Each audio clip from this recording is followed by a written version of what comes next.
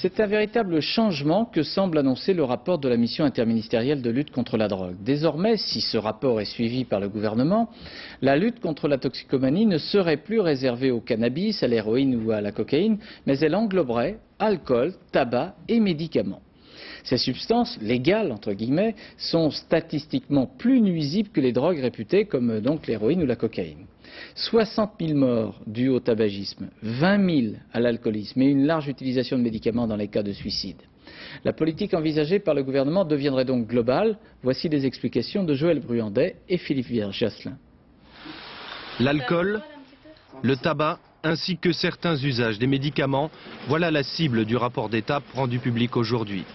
Selon le texte de la mission interministérielle de lutte contre la drogue, il faut désormais prendre en compte l'ensemble des pratiques qui provoquent une dépendance et non se contenter de lutter contre l'héroïne ou la cocaïne. Et les chiffres sont là pour prouver que les drogues légales font un nombre considérable de victimes chaque année. Le tabac, 60 000 morts.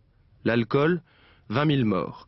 Alors que l'héroïne fait moins de 1000 morts et que le cannabis n'a provoqué directement aucun décès. Cela ne signifie pas que l'héroïne ou la cocaïne soient moins nocives, mais plutôt qu'une approche globale s'impose en fonction de la toxicité des produits. Chaque produit a des spécificités, mais le problème majeur, c'est que chacun peut entraîner des usages excessifs, des abus. Et puis le point commun de tous ces produits, en dehors du tabac, c'est les troubles du comportement. Le rapport recommande également une redéfinition de la politique pénale. En clair, moins sanctionner le simple usage pour se concentrer sur le trafic. C'est là que les avis divergent entre ministères. Je pense que le démantèlement des réseaux de drogue dans les quartiers est une chose essentielle si nous voulons assurer la reconquête républicaine des banlieues et que cela interdit de donner des signes qui seraient fâcheux, comme celui de la dépénalisation de l'usage.